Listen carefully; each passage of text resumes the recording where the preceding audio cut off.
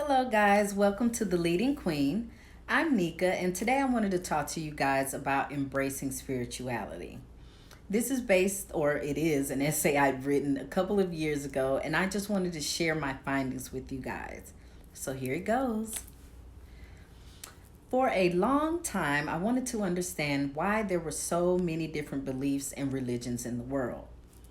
Growing up as a Jehovah's Witness and then finding Christianity, I researched why so many different views of what we should believe in existed. My findings seem to only be due to different beliefs, but not facts. Furthermore, these religions uphold images that people can be perfect and end up weighing heavy judgments and stereotypes against people who are not in order with that religion's values, which actually hinders harmony in humanity. Basing my theory on the primary idea of our Holy Christian Bible's agenda, I continued to search for the truth and stumbled upon spirituality. I wanted to know why we have some hardships in life, the reason for the dreams I'd had that come true, the reason I'd had an out of body experience, and something even as simple as why I missed an appointment, although I tried my best to get there. I believe all things happen for a reason, and we are more connected with earth and the spiritual realm than we realize because we don't understand how spirituality works. Free will, a spiritual God in the sense of having a higher being to answer to, and evil forces are still present in the realm of spirituality.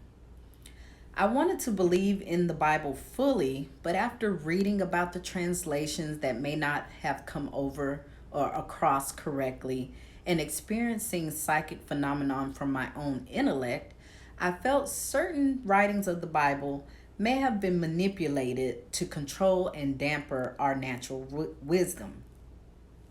Our ancestors from the beginning of time did spiritual practices before they were introduced to Christianity. So, for the sake of humanity understanding ourselves, the universe, and our purpose, I believe that every human should understand spirituality in all aspects of life. Not everyone agrees that spirituality exists. Scott McGrill, an analyst of psychology research, believes those who associate with spirituality have underlying mental health issues. Another opinion comes from an author by the name of Joel Miller, imposing that spirituality is a dangerous practice. He says the danger comes from defining boundaries in our own minds about spirituality when we're not equipped to assess what's actually taking place. Spirituality makes you more aware of supernatural forces surrounding you.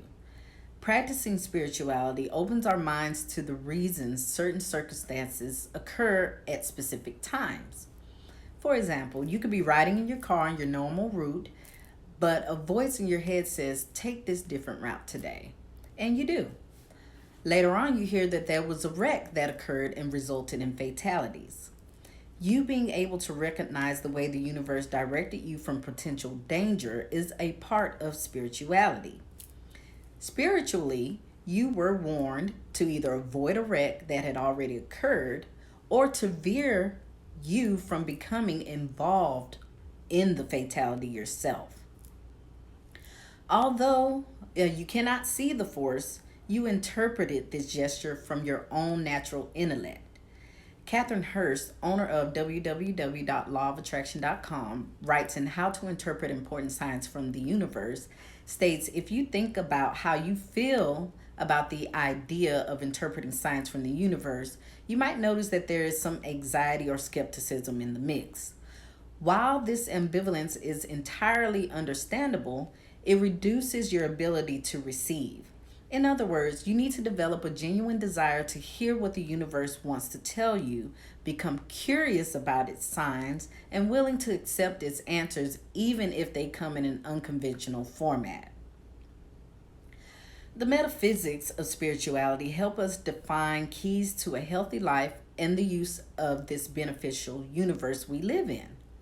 When you think about our anatomy and all of the resources here for our existence, you should be able to come to glimpse with the fact that we were designed to need the full universe for emotional well being and cognitive intellection.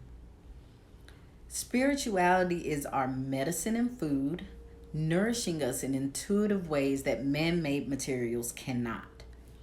Dr. John Diamond, a holistic health physician, advises in Facets of a Diamond. In the old days, healing started with healing the spirit, and then the body was automatically healed as best as it could be. So, even if there was not a perfect cure of the body, at least the spirit was cured, and if the person did die from the particular illness, he usually died in good spirit. Once we as humans understand this concept, our lives would be enriched with better health and knowledge about who we actually are.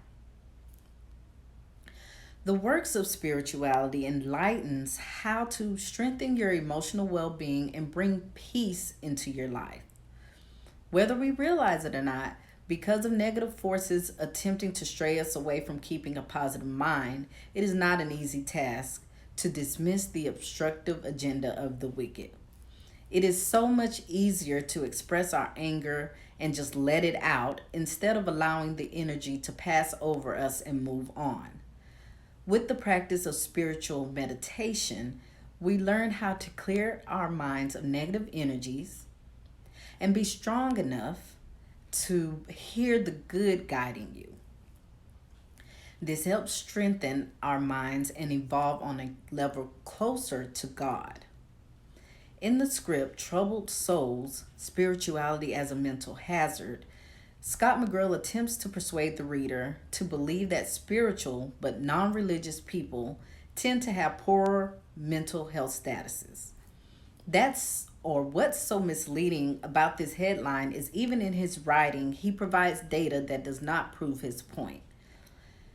McGrill references a British study that concluded there was no difference in religious and non religious mental health or emotional well being. The subjects were equivalently at the same psychological stature. Joel Miller is another who opposes spirituality, but he limits our capabilities and coins the term do it yourself spirituality. He gives the notion that self directed spirituality can include delusional deception within the borders of what we desire our lives or for our lives, but he fails to realize spirituality comes from the universe we live in, manifested in our heart, minds, bodies, and souls to provide positive guidance. A mentally well person knows the difference between good and bad, and practicing spirituality is not the cause of demonic or negative energy carried out into existence. In all, time shows that we have been strayed from our natural beings and taught that spirituality derives from mental illness. Science should research what our ancestors knew about spirits and spirituality before the fad of religion came into existence. This would aid in rehabilitating people who have been said to have any mental or bodily health issues, allowing us to open our minds about the universe we live in and guiding us to use natural resources available and given to us by our Most High.